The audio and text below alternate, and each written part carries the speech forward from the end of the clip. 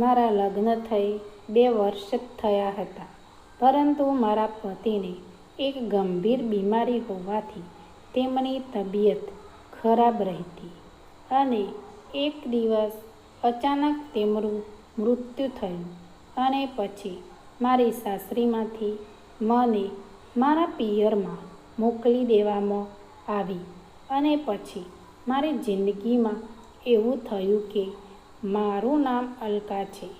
હું એક નાના શહેરની છોકરી છું. મારા પરિવારની આર્થિક પરિસ્થિતિ સારી ન હોવાથી મારા પપ્પાએ અમને 4 બહેનોને ખૂબ જ મુશ્કેલીથી ઉછેરી હતી અને હવે લગ્ન માટે પરિવાર અને સમાજ તરફથી ખૂબ દબાણ આવવા લાગ્યા હતા. તેથી પપ્પાએ મારા લગ્ન એક સારો છોકરો અને પરિવાર જોઈને કરાવી દીધા. લગ્ન કર્યા પછી હું સાસરે ગઈ. મારા પતિ કૌશિકનું ઘર પણ નાનું હતું. તે નાની કંપનીમાં નોકરી કરતો હતો. મારા લગ્ન કર્યા પછી તે કામ પર જતા. 2-3 દિવસ તો ઘરની બહાર જ રહેતા. કૌશિકની મમ્મી પપ્પા અને એક તેમની મોટી બહેન હતી. બહેન પરણાવી હતી, પરંતુ કેટલાક તેમણે નવા લગ્નના કારણે તે અત્યારે અમારી સાથે જ રહે છે. સાચી હકીકત મને ખબર ન હતી, પણ મેં વધારે પણ પૂછ્યું ન હતું. હું ઘણા સમય ઘરે જઈને ઘરનું કામ કરતી. એટલું મુશ્કેલ ન હતું, કારણ કે ઘરનું કામ હું સારી રીતે કરી શકતી હતી અને મારા પતિ કૌશિક પણ મને ખૂબ પ્રેમ કરતા હતા. મને લાગતું કે હવે મારું નસીબદાર તે જોડાયેલું છે, પણ મેં જો વિચાર્યું હતું તેવું થયું નહીં. લગ્ન થયા લગભગ 2 વર્ષ પછી જ મારા પતિ કૌશિકનું મૃત્યુ થયું. આ સમાચાર મળતા હું બેભાન થઈને જમીન પર પડી ગઈ હતી અને જ્યારે મને હોશ આવ્યો ત્યાં સુધી બધી વિધિઓ થઈ ગઈ. જિંદગીમાં તો જેવું વિચારો છો તેવું ક્યારેય થતું નથી. પરિવારમાં એક જ પુત્ર અને એક તે પણ ગુજરી ગયું. તેમજ વિચારો કે તે પરિવારને શું થયું હશે. હજુ પણ હું તેમના ઘરે જ રહેતી હતી અને હવે આ બધા મારી સાસરીમાંથી મને બધા કહેવા લાગ્યા કે તારા આવવાની સાથે અમારા દીકરાનું મૃત્યુ થયું. તું સારી નથી. તારી મારી હાલત શું થઈ હશે તે હું તમને કહી પણ શકતી નથી. આ શું અટકાવવાનું નામ જ લેતા ન હતા. થોડા સમય પછી ઘરમાં રોજ ઝઘડાની સમસ્યાથી મારા સાસરીવાળા મને મારા પિયરમાં મોકલી દીધી. તેથી મને મારા પિયર પર મોકલી દેવામાં આવ્યા. મારા મમ્મી પપ્પા પણ હવે ખૂબ ટેન્શનમાં હતા.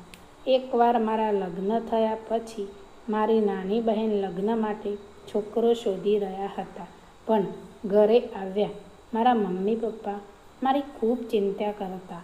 પછી મારે માટે મારા લગ્નની વાત ચાલી રહી હતી. મારા મનમાં ઘણા પ્રશ્નો આવ્યા. મારે હવે લગ્ન શા માટે કરવા જોઈએ? જો હું એકલી ન રહી શકું?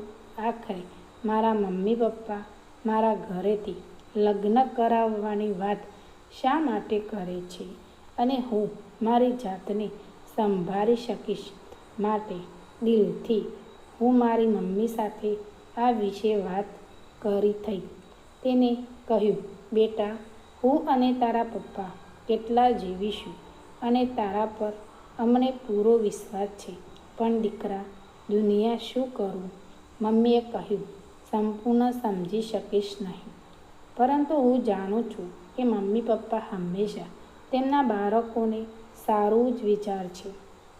મારા માટે ફરી લગ્ન કરવા માટે મારા પરિવાર અને છોકરો મળ્યો નહીં, પણ પછી મમ્મી વિજય સાથે જણાવ્યું.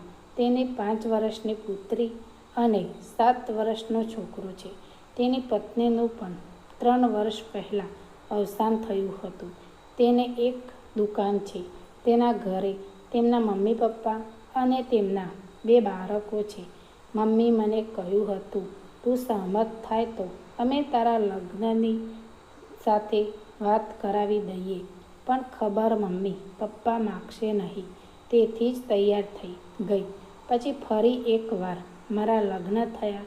મને જીવનમાં અનુભવ થયો કે જ્યારે તમે ઘણું વિચારો તો ત્યારે તેવું થતું નથી અને જ્યારે તમે કંઈ પણ વિચારમાં કરો ત્યારે સારું જ થશે. હવે વિચાર્યું હતું કે મારા જીવનમાં કોઈ સુખ નથી. મેં વિચાર્યું કે હું જ્યાં જઈશ ત્યાં મારા માટે દુઃખ જ મળશે. સમય અમને સમજીને લગ્ન કરે પણ એવું થયું નહીં. મેં વિજયના ઘરમાં એક અદ્ભુત શાંતિનો અનુભવ થયો. તેમને એક છોકરી જે કોમલ અને એક છોકરો જે કરણ હતો.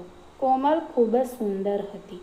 ત્યારથી હું હતી ત્યાં મને નવી મમ્મી કહીને મારી પાછળ ફર્યા કરતી અને તે સ્કૂલમાં ભણતી અને તેની મમ્મી બીમાર હતી. બીજે કદાચ હજુ સુધી મારો ચહેરો બરાબર જોયો પણ નથી. મને લાગે છે કે એમને બંનેનું સરખું જ દુઃખી પણ તમે કશું કોમલની માત્ર ઘરનું કામ અને બાળક સાથે જ મારું જીવન બની જાય.